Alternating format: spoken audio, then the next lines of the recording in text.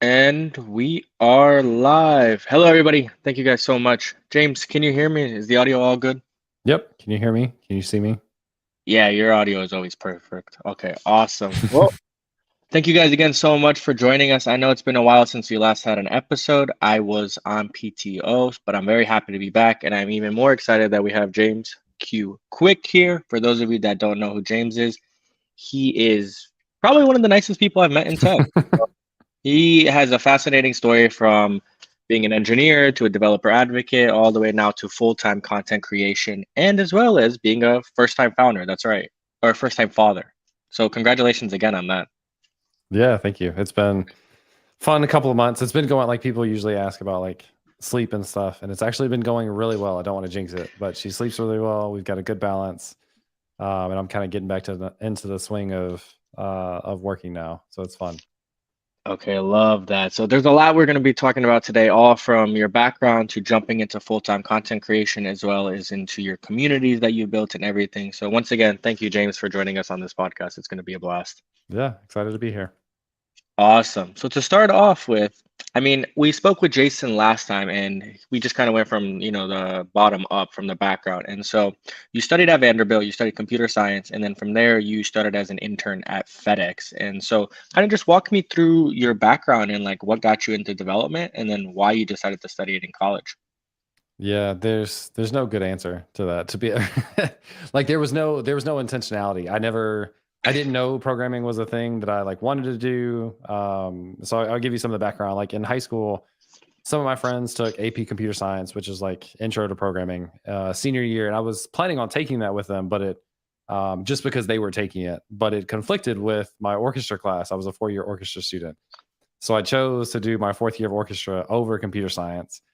And then I got into school and specifically into the engineering school, and they asked me like to pick a major, which I like had never thought about before. And I knew I didn't want to be like I didn't like chemistry. I didn't want to do anything like super physics related, and I didn't know what to do, to be honest. And I saw computer science, and I was like, that sounds like it could be fun. Again, having no concept for like what programming was at all. So that was literally like on a whim, chose computer science, and that's how I got like started in college, then leading on to the career that I have now.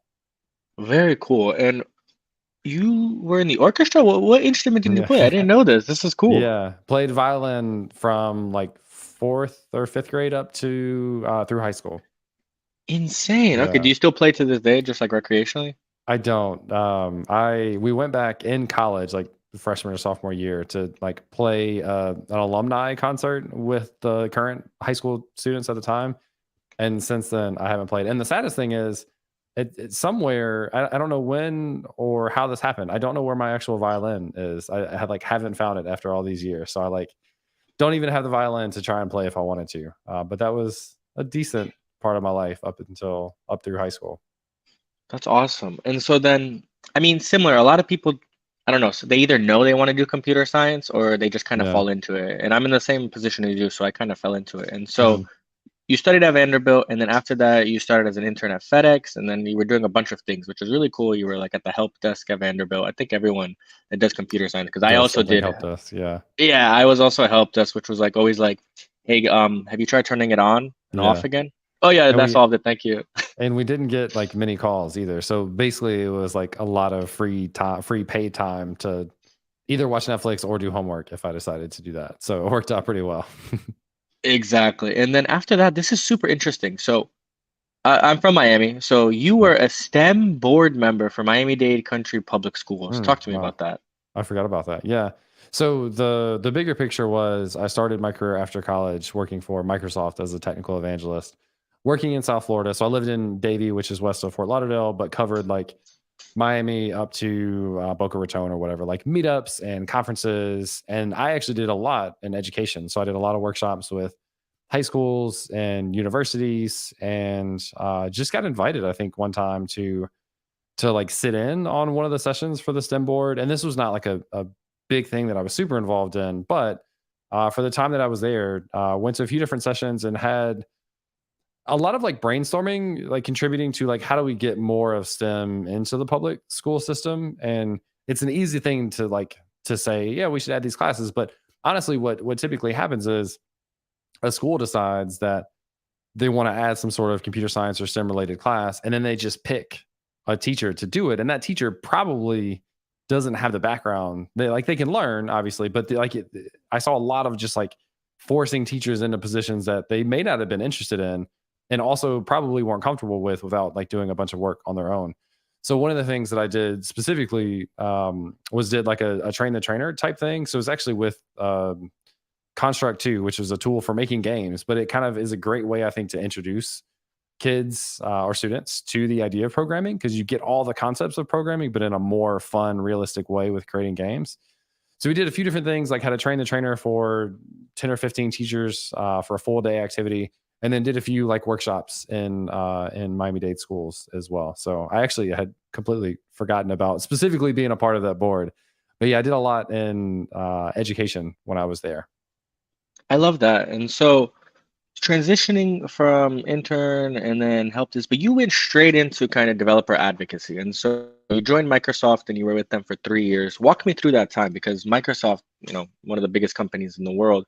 Were you developing towards advocates? Were you developing towards customers? What was the process and what was going on at Microsoft?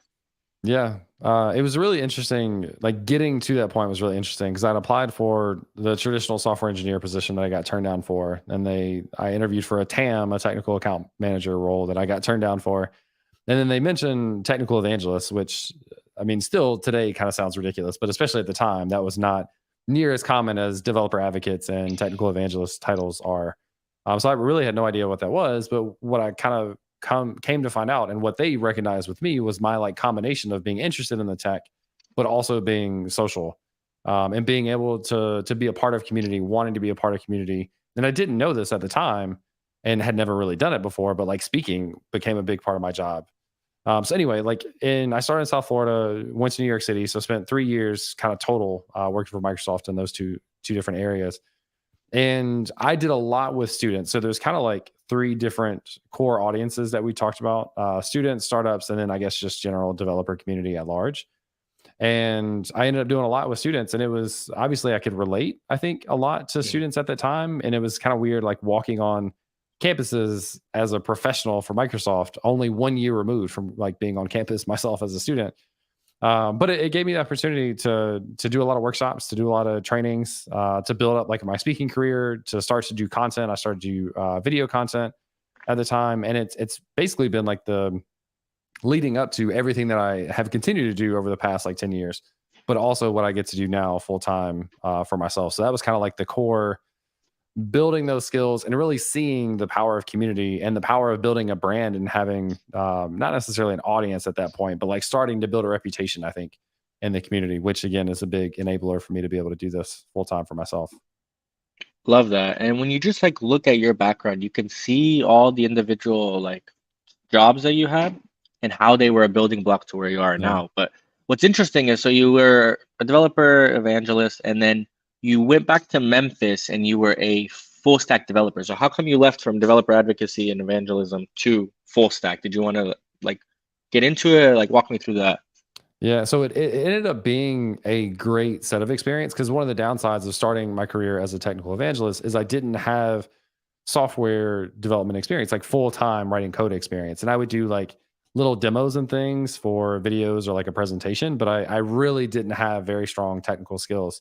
So looking back, and I kind of knew this at the time, like it was a great opportunity to get into like full time engineering with FedEx. But the more realistic answer is my dad was really sick. Like he was basically passed away like right as I moved home to Memphis, like a few days after that. So we were kind of planning to move home to be there for him. And we wanted to be like near family. So New York City we loved, but we weren't near either one of our families. So we were kind of wanting to be near family.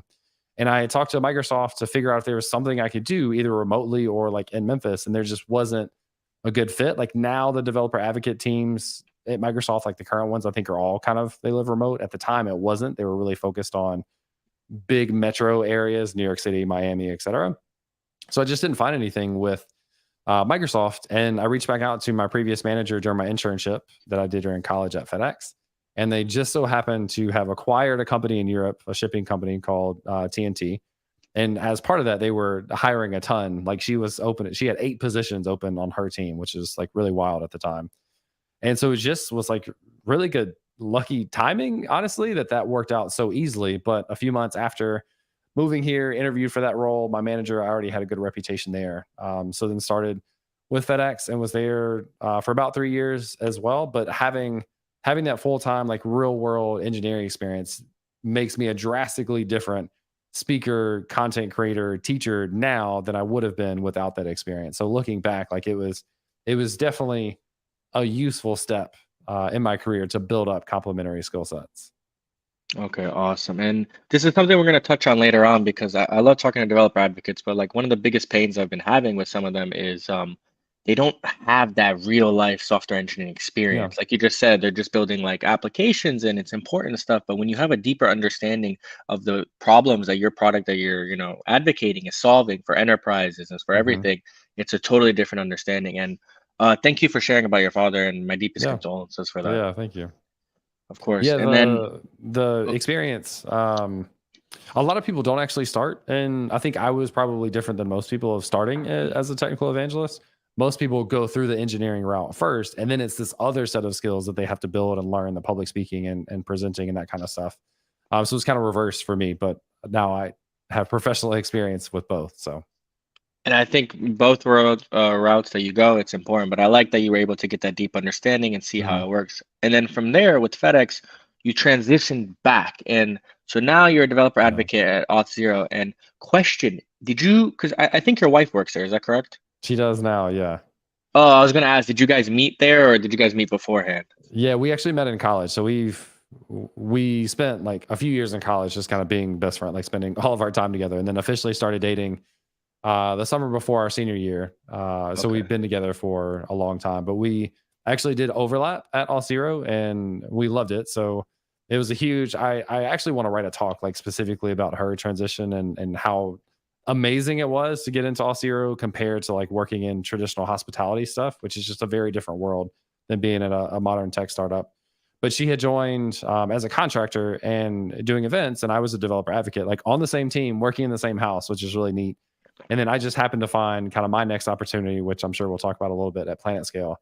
So it wasn't because we didn't enjoy it. We actually really did, but we only overlapped for a couple of months. But she's now full time at All Sierra slash Okta. And I'm still really good friends with the whole team that she works with. So I get to see them when I travel with her to go to events and stuff that she goes to. So it's a nice kind of reunion. That's awesome. And I mean, I've heard like the saying don't work at the same company as your spouse, but you guys made it work, right? You guys were happy with it, working both remotely, and the team sounds amazing. Yeah, we like, I don't, I don't know if it's different than most people. We're kind of cliche where we literally do everything together. Like sports has always been a big, we've talked about this before. Like she played soccer in college. We played co-ed soccer together since college or like during college and continued on.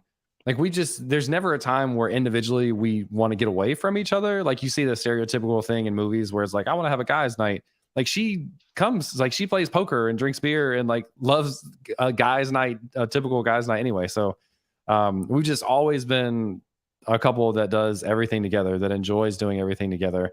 And that just gave us honestly like another thing to be bonded over. Cause now where in the past I would talk about these things, but she had never experienced a conference for herself or the impact of community or like what developers are like other than just kind of like tagging along.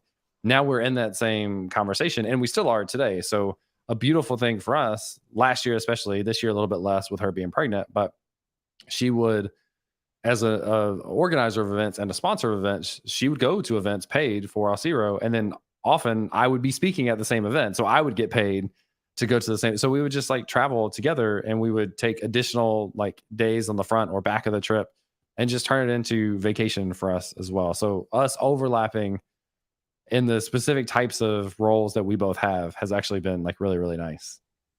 I love that. And I could totally relate to the like, doing things together and never getting bored because I think I mentioned to you, so I just got engaged in March and like we're Yeah, planning all the congrats. details.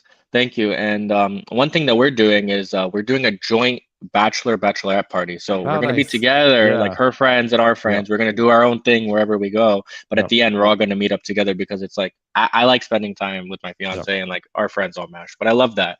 Yep. And so you were a developer advocate at Auth0, and then this is pretty cool. So then you love the job there, but I bet super cool offer came in from Sam, and they were building some pretty amazing stuff at Planet Scale, and so you were like, okay, I need to join, and you joined as a staff developer advocate. So how was that?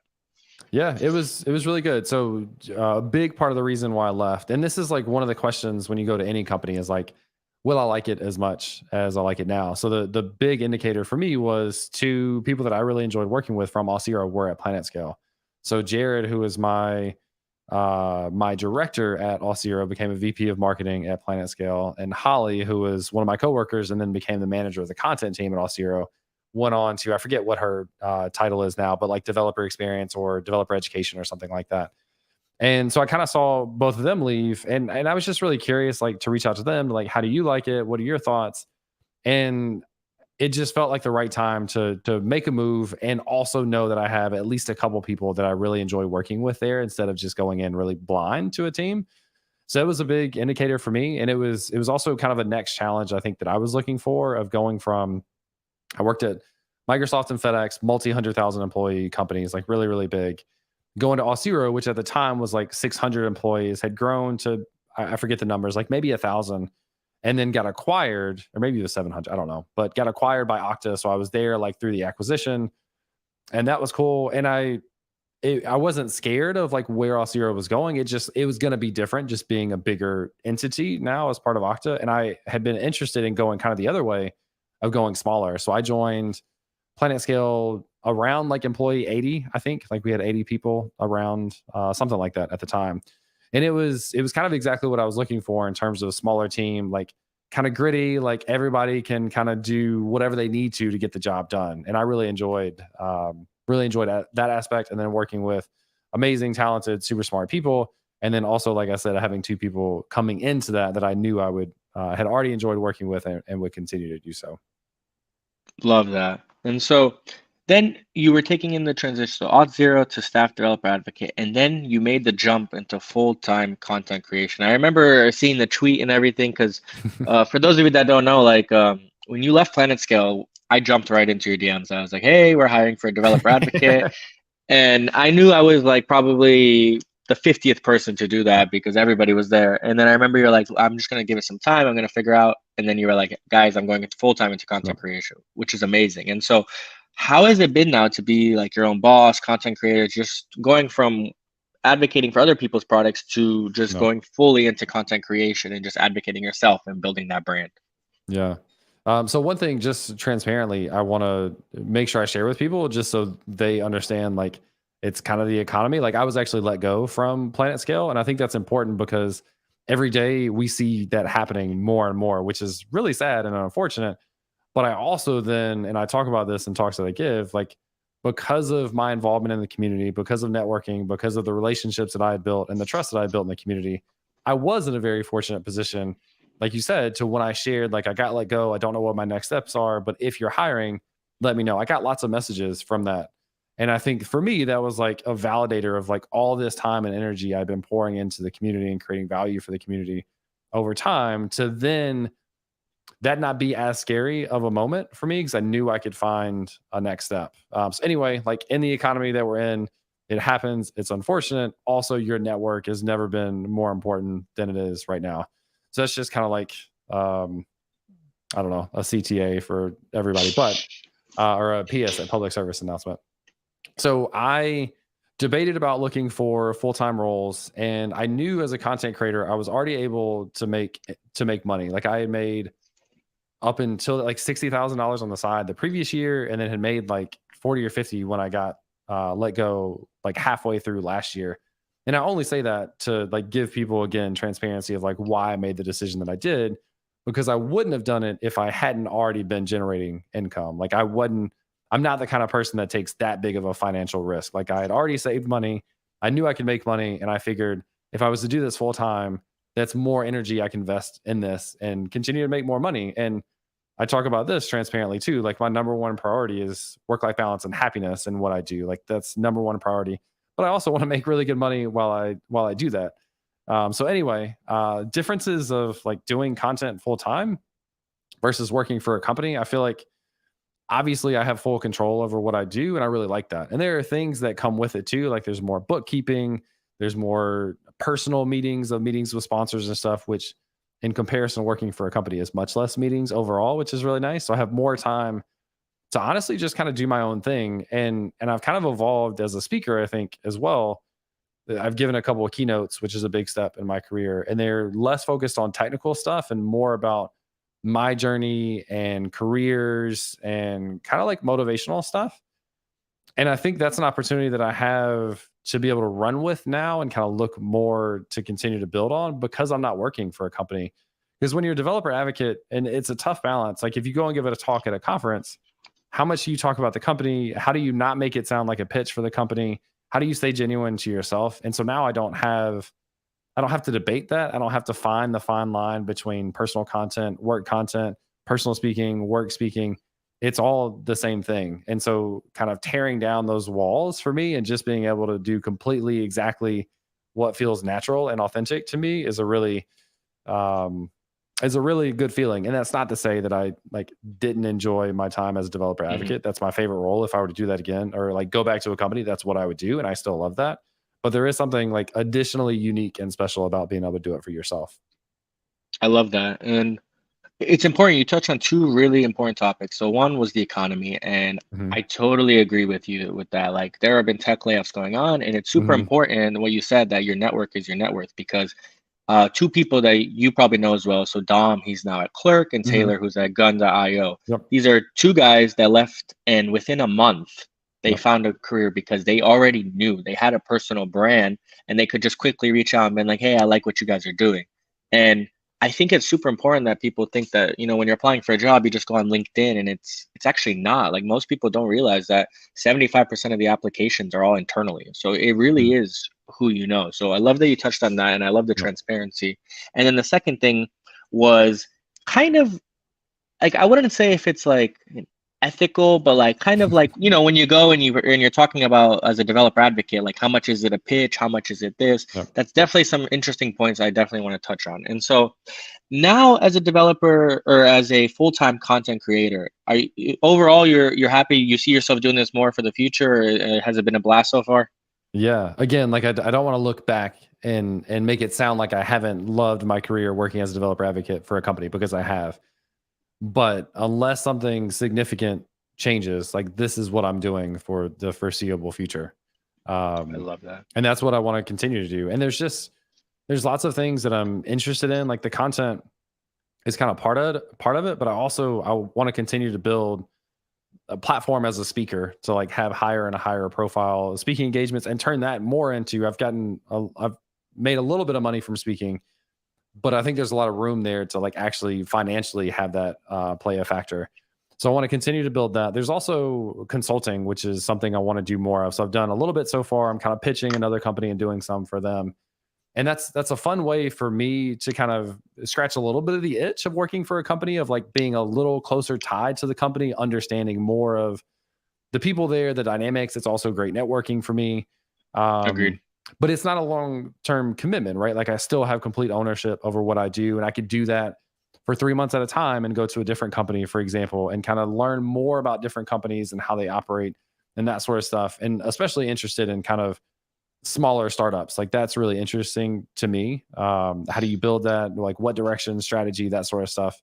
So there's a few different things, like in addition to just the regular traditional content creator piece. And those are a constant learning of prioritization. Like this is one of the things that's a challenge, and it's a learning, and it probably will never end, is like how do I make the best use of my time given the things that I want to do? Because I want to do a lot. And I think most of us kind of struggle with this in regular 9 to 5 jobs as well. Is like we have a bunch of things that we can do. How do we prioritize that?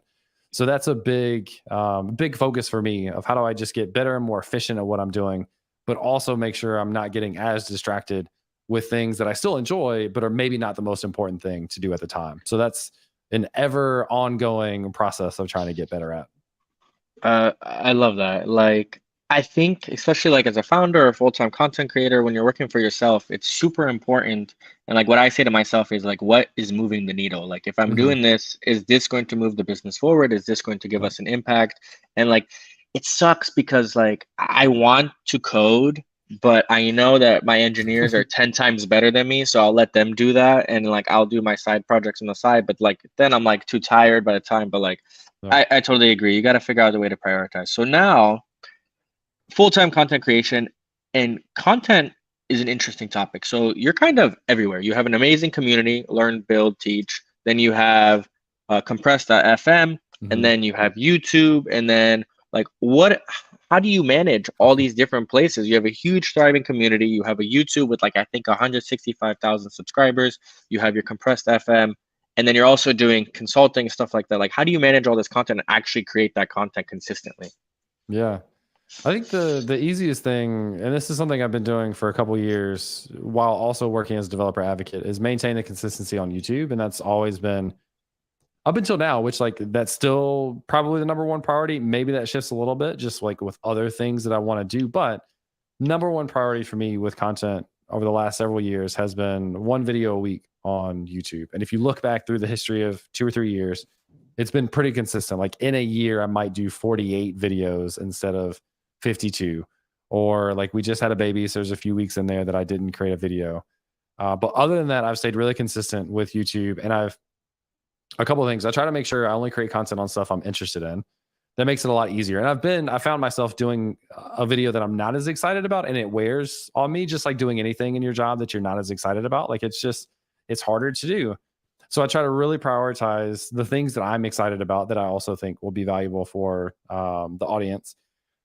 And I also don't kind of over engineer videos. Like there's a lot of channels that do a lot more editing, and it's always a balance. But my editing process is fairly minimal, which means I can create videos fairly easily.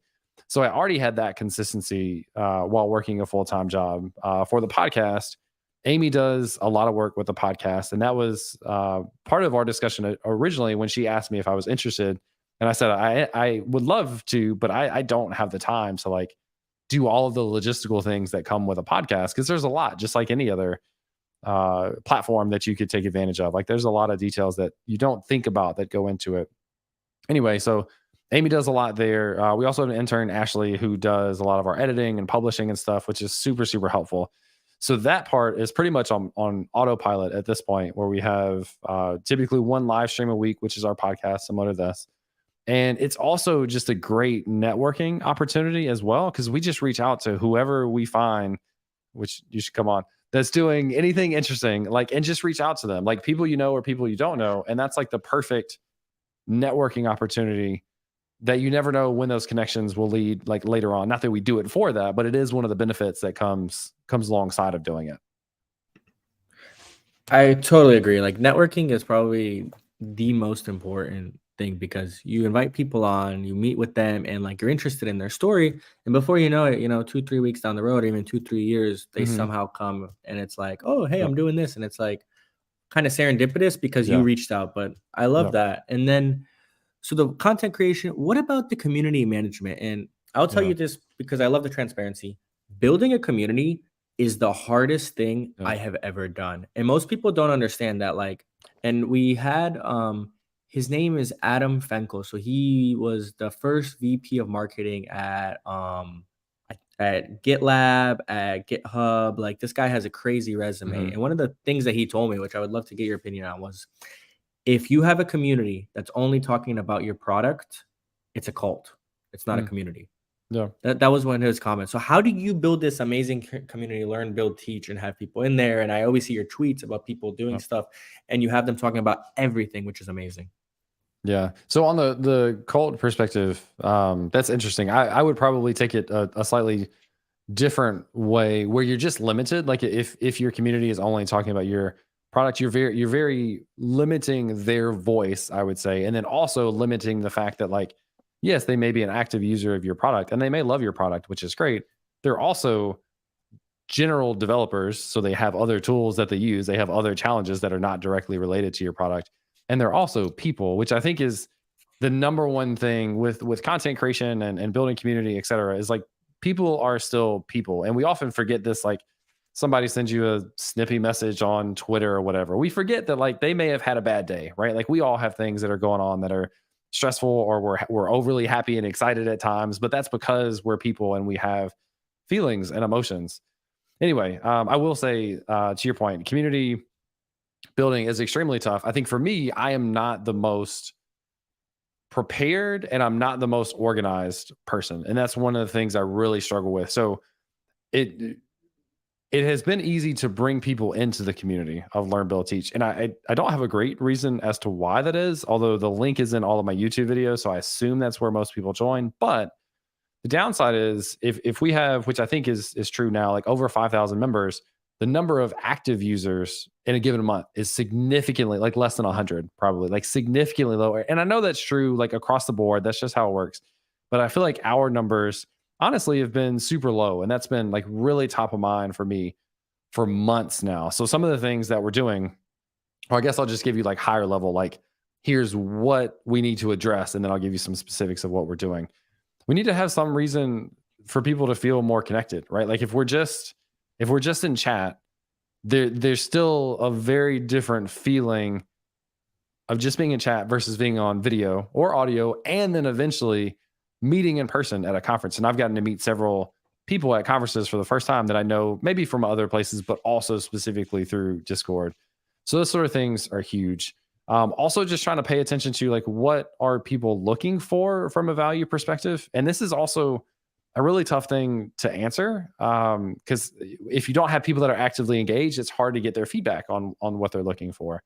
Anyway, so a couple of things that we have forums, which is I say relatively new. It's like 6 months or a year feature in Discord, where it's kind of like your regular forum that you're used to in the browser, but now it's inside of Discord. And so we can use that instead of having different channels for all these different technologies. We just have forums and tags, and we have a help forum and there's another forum. But anyway, I feel like that's gone really well. Like the amount of people asking, but also what makes me most happy is other people answering questions.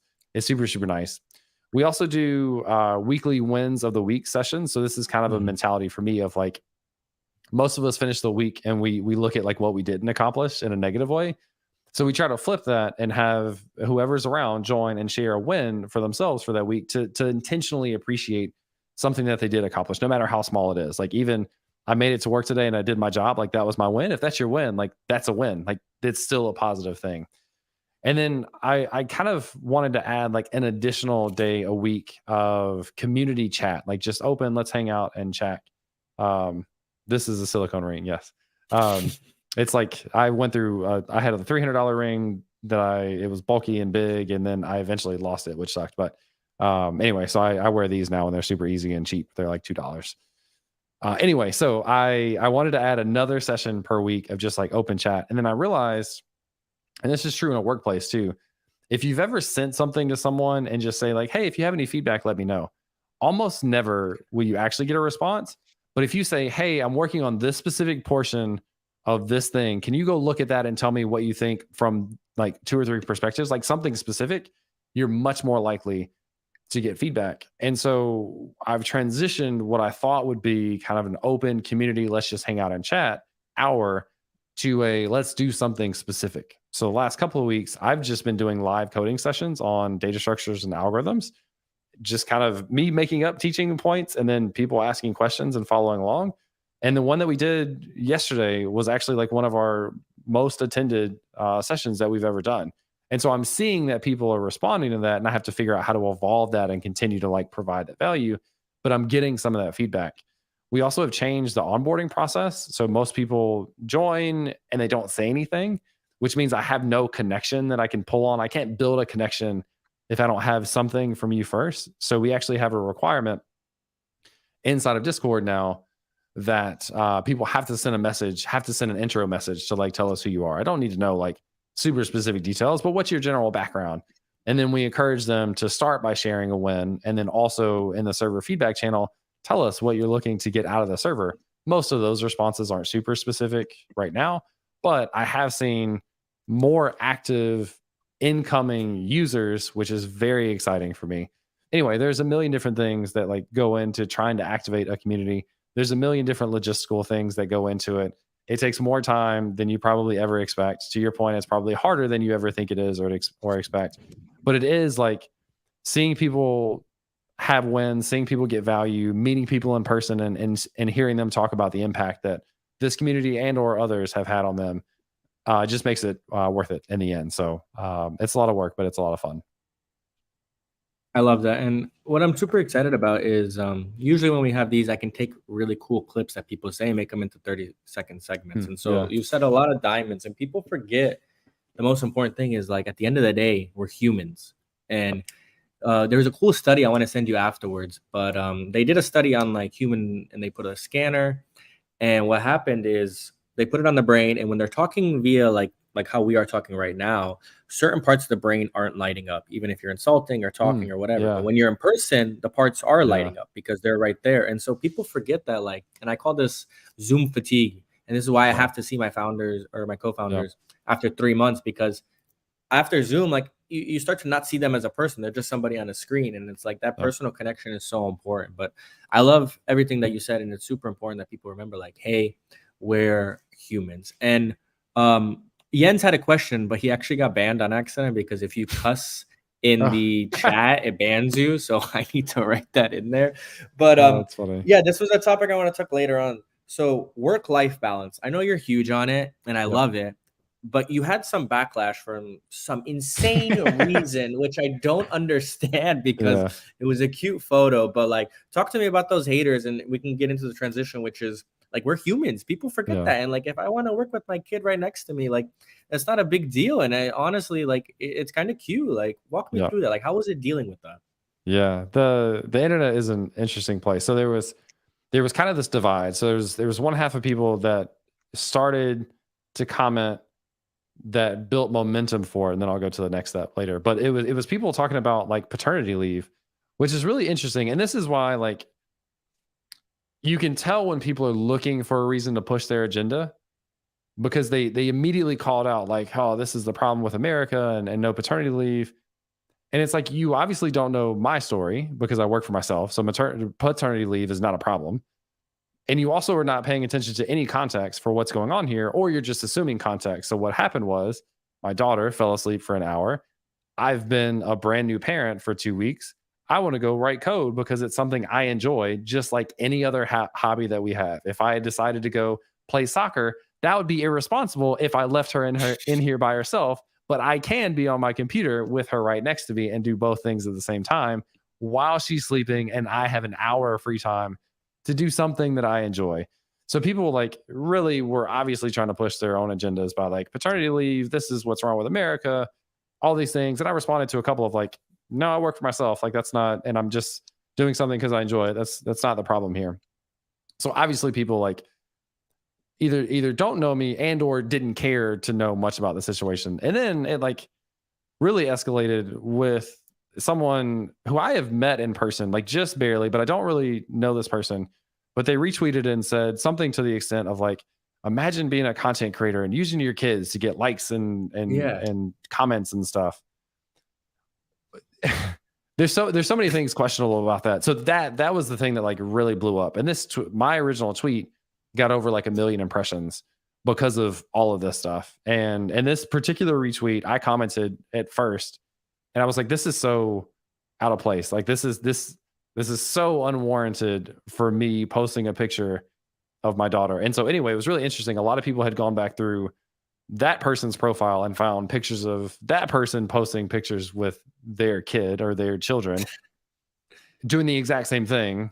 And this went on. And so I went for a run. It was the first run I'd done in a long time. I'm not a super fast runner. 9-minute mile, if I'm running more than a couple, is very fast. And I hadn't run in like months. I went for a run, like not paying attention, but my adrenaline was going so much. It was like an 8:45 mile, which for me is fast. And I got done and the comments were still blowing up, but it started to take a turn where the real validation for me came in, where people were commenting after it started to blow up in a negative way. People were adding on from a positive way of very big names in tech that some I know relatively well, some I know a little less, were standing up for me. Like, this is a dad that's showing up. He's doing his thing. Like he whatever, like in a very positive way, just like layering on these comments. And that was the big validator for me, where it went from this like really stressful, annoying thing. And that's just how the internet is at times, which is unfortunate. But it went from like really stressful and me being really angry to like sitting back and just appreciating all of the posts and DMs too. Like people sent me direct messages like, I don't know what's going on, but this is wild. And that's most of the people who actually know me, exactly what you said. Like that's most of those people's reactions. So there's DMs, there was comments, there was some retweets that were funny, and like I don't want to like target that person who retweeted to start, but there were like some funny things going back at that person, including the pictures of them with their kids. So it actually turned into like this really big net positive thing for me of feeling super validated, where anyone that knew me at all was kind of jumping in to stand up and either sending a DM or a comment. So it ended up being like this really positive experience. But it was really weird for a while. No, I love that. And what's crazy is like context. Like, just look at my Yeah. profile and you can see that I'm a full-time content creator. Like, I'm not on Yeah. paternity leave.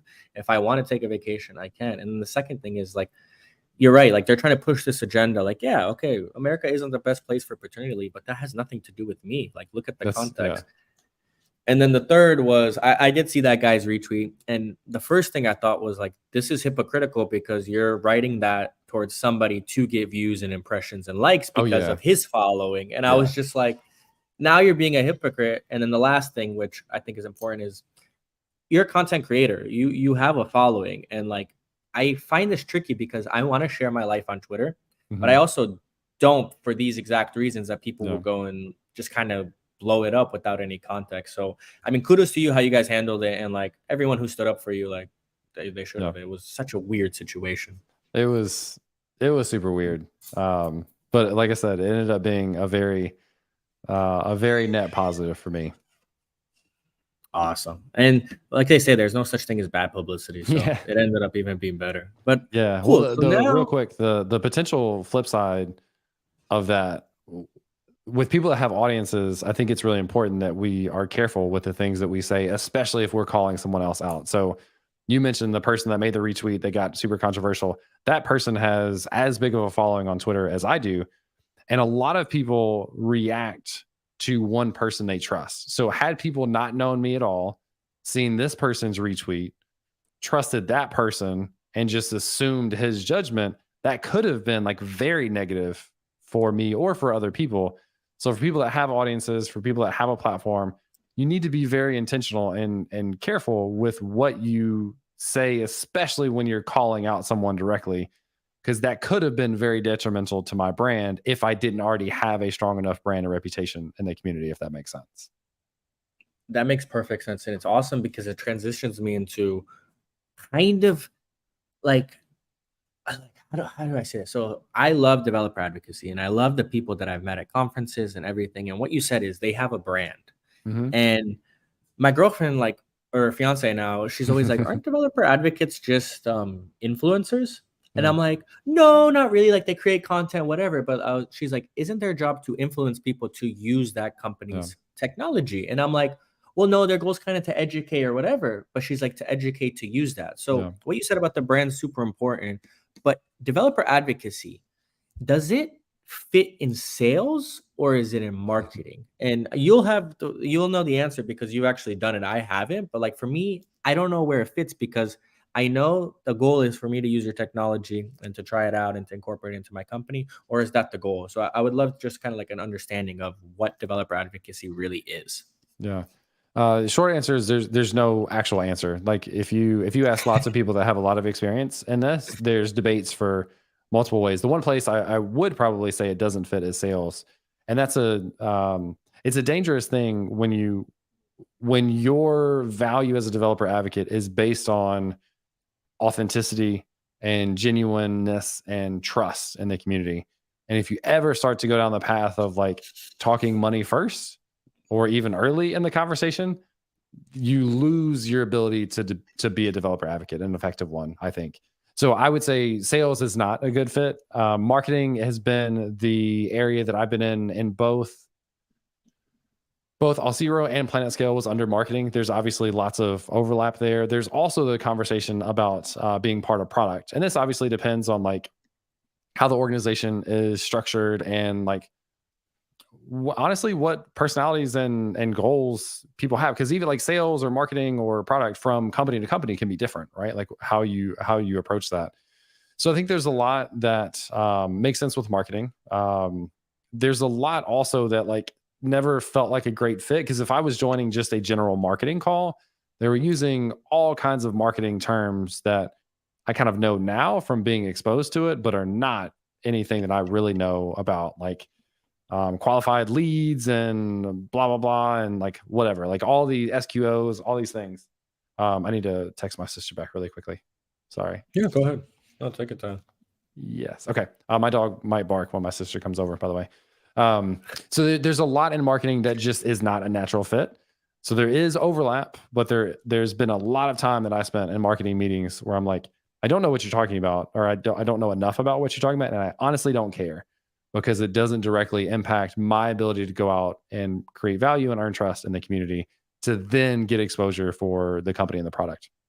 From a product perspective, one of the things that people don't talk about enough with developer evangelism, technical evangelism, developer advocacy is it's not just you going out and sharing things. It's also your ability to be connected with developers that are using the product and bring their feedback in.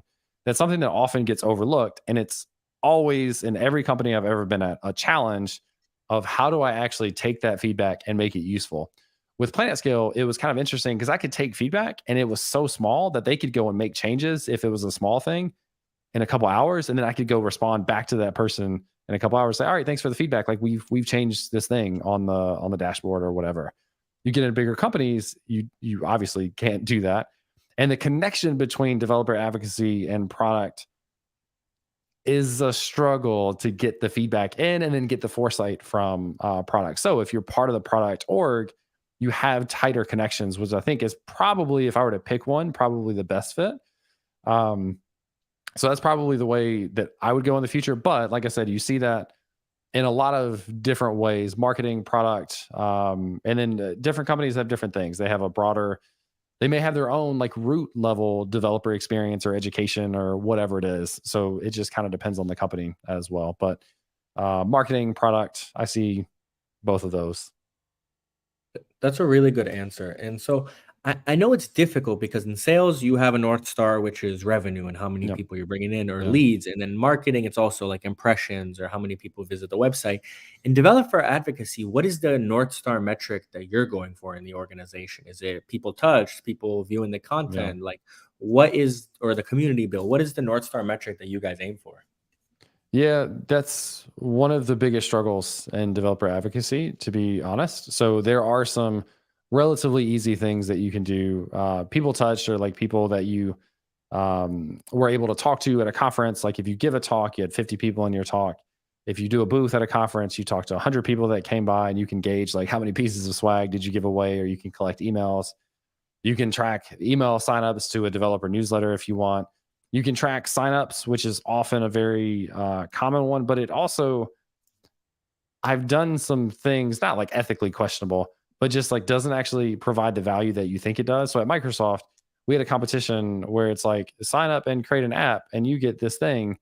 And it looks good for us because we got numbers of signups and stuff. But those people were just doing it very obviously, and no fault to them, to be entered into the raffle or get the prize or whatever. So their signups are not valuable.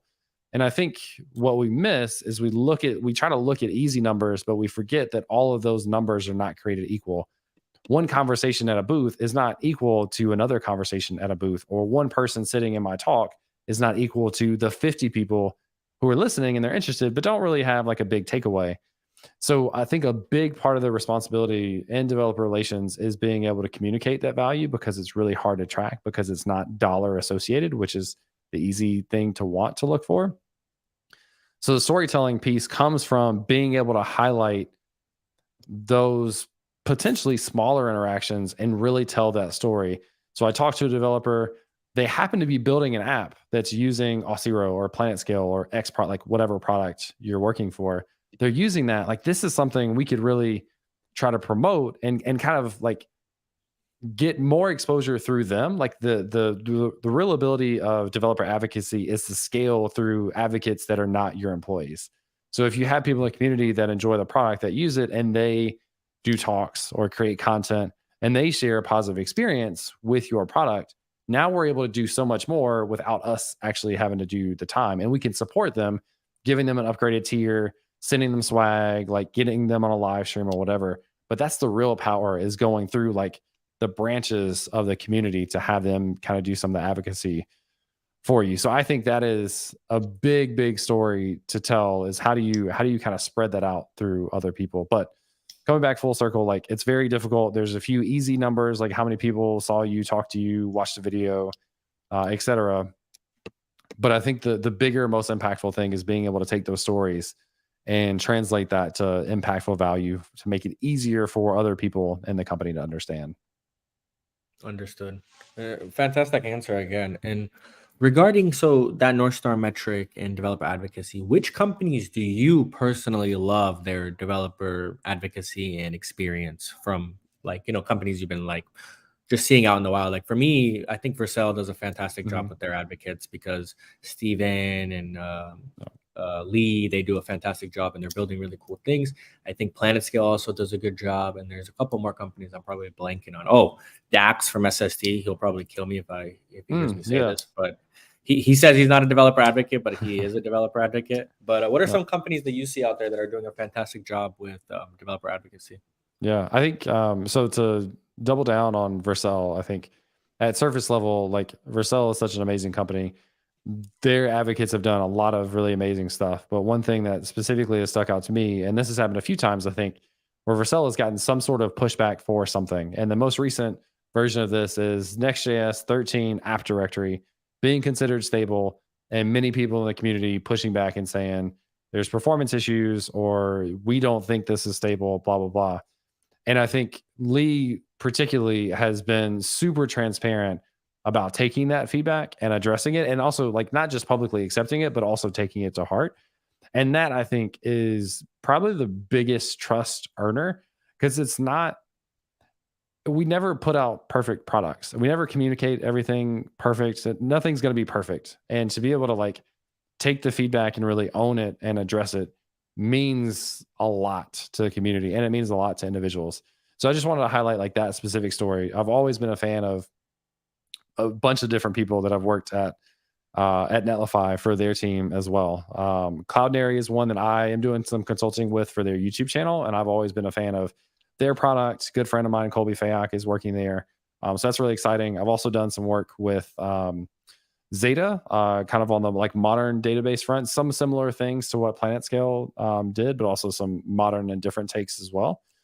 Anyway, there's, like, I think the biggest thing to call out with, instead of going to, like, specific companies, is having a connection to someone at a company makes the world of difference in using that product. Like, that's, to me, why developer advocacy exists, because as a user of a product, if I know someone there, I know I have that person that I can go and ask questions to or give feedback and know that it's actually going to be taken into account, versus just publishing in a forum oftentimes can get lost from a questions perspective and or feedback.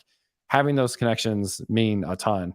So people that are just showing up, people that are active, people that are genuinely engaged, and foster those relationships, I think, is really what developer advocacy is about. That makes sense. And an interesting thing that you brought up, and speaking about developer advocacy, the question I have, and by the way, we're at a 5-minute warning, so just 5 more minutes of your time, James.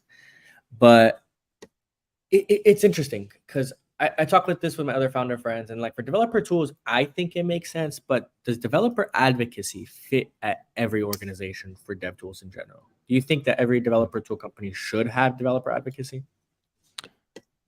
I've never had this question, so I have to, like, really think about this. I think that might look different depending on the tool, because you think about, like, maybe just tooling in general. There's a lot of developer tools that are no code, low code platforms, right? So that's a very different type of developer advocate and engagement and conversations that you would have. So, like, that role could be very different. I also think about, like, the target audience could be, like, enterprise versus developers. So developer advocates is often, I associate with, like, individual developers at a conference, for example, at a meetup, online, like, talking to those individual developers, versus companies may have a different, like, approach of, like, we don't really care about broad signups. We want to specifically go into enterprise companies and work with them. And so there are enterprise advocates that exist as well.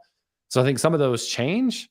But I think it's still really important